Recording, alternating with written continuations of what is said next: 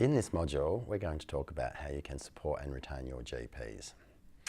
Financial sustainability is, I think, one of the most important things to think about and do a lot of work in order to retain your GPs.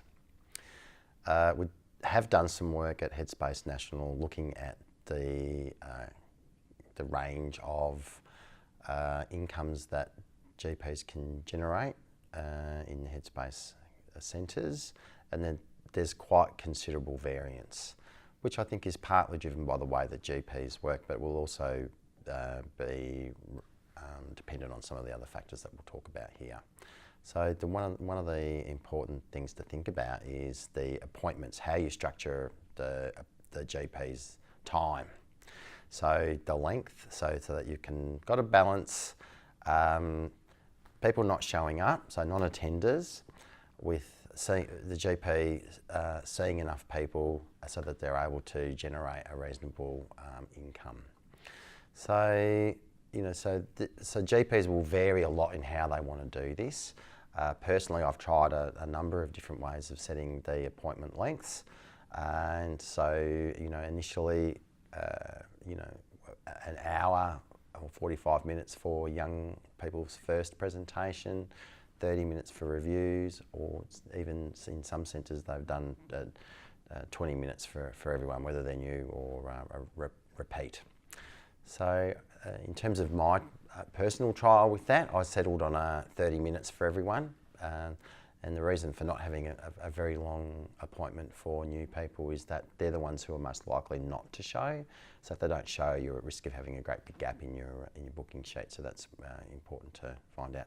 Although when a GP is just starting, that might be a reasonable way to introduce them to the work, get them used to the systems that are in place, allow them plenty of time so they can complete all the paperwork, etc., talk to other people if they need to, settle in and feel comfortable.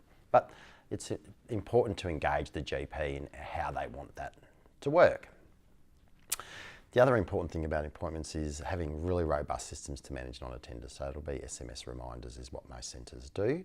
And I think it's also good practice that if a young person doesn't turn up, that someone rings them.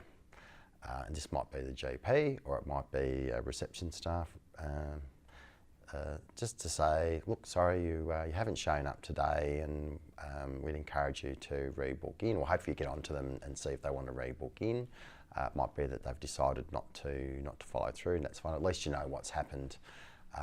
But that's also an opportunity to let the young person know, just a reminder that if they aren't able to make the appointment, to let the centre know to cancel the appointment, so that another young person can get seen, just so they understand the consequences for other young people if they don't cancel.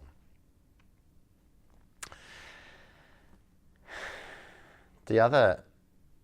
Why are you looking at me? I don't know. Can you... Because you're... I don't know. I just smile, that's all. You stop having eyes. Stop being so engaging. Stop having eyes, Rachel. I think I just needed a sip. I have a question. Yes? A few times you've mentioned about the admin and GPs doing paperwork. Do you mean like the happy surveys when you talk about paperwork? Yes. Okay, I'm just asking. Yep. Cool, carry on.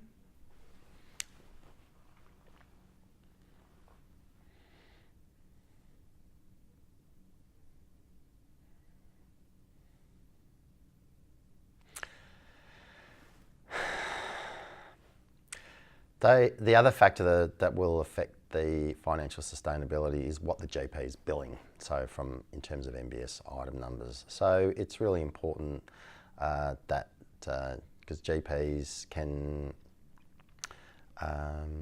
bill the higher paying item numbers for mental health treatment plans if they have their GP with mental health skills training in place. So that I'm just going to go again there. There was a bit of a, what am I going to say? Hang on there. Sorry to interrupt. I don't know what to say now. Thank you. Sorry. Right. That's really not allowed, is it? Naughty. Wrong. Oh, sorry.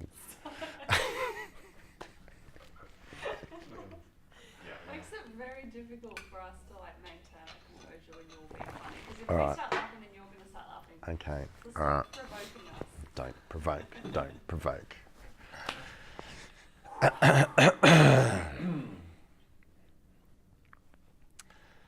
So the other factor that affects financial sustainability is what the GP is billing. So MBS billings are really important. So at one level, it's are they getting the highest rebate they can for the work? So this is really important in terms of GP mental health treatment plans, because GPs who have their GP mental health skills training can bill higher paying MBS items for that work, significantly higher. So if a GP doesn't have that, then that's a priority for them to get that, and they can get that through our online training, as I've discussed before.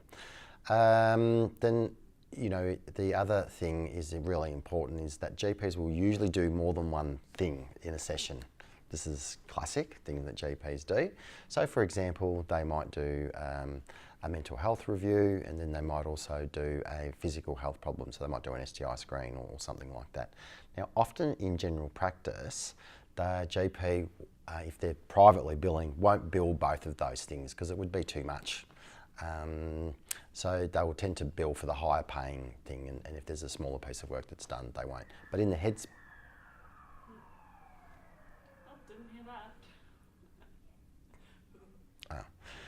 in the Headspace context, it's really important that the GPs are actually billing for all of the work that they do, because they're bulk billing, and it will significantly affect their income. So, for example, if they're billing one of the mental health items and they're also doing another piece of work like sexual health screening, that they bill for both of those pieces of work, and that will make the work much more financially sustainable.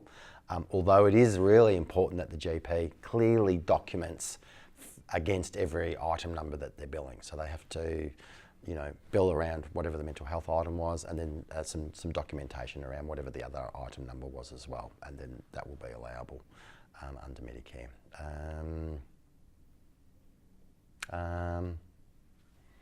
That's all. That's it. Great.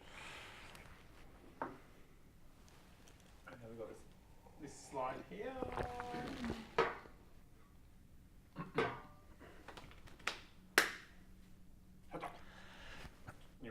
Actually, you just spoke about some MBS items. What do you want to speak about the MBS items now? Or was that it? You wanted to give some examples or something? Oh, I'm not going to go through all that. Oh, my tail! I forgot about my tail. It just feels like it's. I mean, the centre manager doesn't really need to know what the MBS items are anyway, does it? It's just that they can actually access more through your mental health. I'll talk about where they can. I'll talk about where they can access the information. So I'll do that.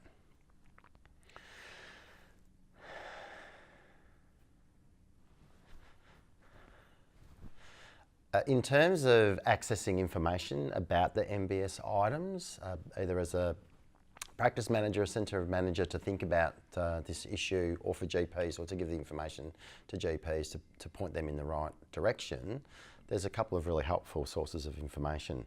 One of those is the MBS package that we have on Our Space. So there's a whole chapter that talks about the MBS items for GPs. And so that talks about what items you can bill, where you can bill multiple items, all of that issue is fleshed out there. Some really helpful summaries are usually put together by PHNs. So if your PHN doesn't have a really helpful summary, then one of the other ones will. So if you just Google that GP item numbers or GP mental health item numbers, you can get a nice summary there. And then the other place to get any more further information around MBS items, including all of the details that you need to be able to complete and document in order to bill a particular item, that's also provided on MBS Online. So you can also check that out. But it is summarised in our MBS summary, and but if you need any further questions, you can go to MBS Online and they'll assist with that. I think that's better than going through all of the item numbers. It's all there. Go have a look at it. Yep. If I talk about that, I'll fall off the chair myself. All right. So last screen, then we've just got our little. Oh, sorry. I keep forgetting. Is that really, is it like... No, it's fine. I keep Okay. getting it down when you do ridiculous stuff. Okay, oh good.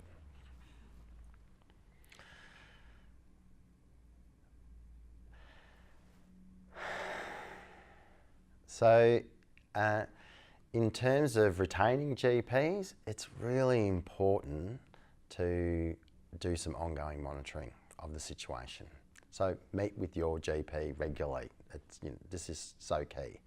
So particularly during the first 6 months, but I would say ongoing. But you might even do it as regularly as weekly, so that you can, through that, you can see what the attendance is like, what's the no-show rate like, how are the billings going, is it looking sustainable, is it growing over time, is it building? Because it might be coming off a low base, but at least if it's building, you need to give it some time to sort of bed down. And it's really important to ask the GP what's going right, what's not going so right, can we do anything else to support this, so that we make it sustainable, and particularly so that the GP understands that you're interested, you're going to support them, and do the best that you can to make it work out. Then the other thing that's really important is how is the work going like for them? Are they enjoying the work? Are they getting to do the things that they wanted to do? If not, why not? Are there ways that we can support the GPs in doing that work so that it's meaningful for them? And particularly, how are they going with the level of risk that's presenting to them? Do they feel like they're getting enough support in managing that? Do they need more support? That I think is absolutely crucial. So it's not all about the financial sustainability. It's also about, how does this work feel for them? Is it satisfying? Is it feeling overwhelming? What can you do about it? If not, so meet regularly with your GP is my advice to you there. Said very softly, so it must be important. So what that means. Right, that's video. Woo.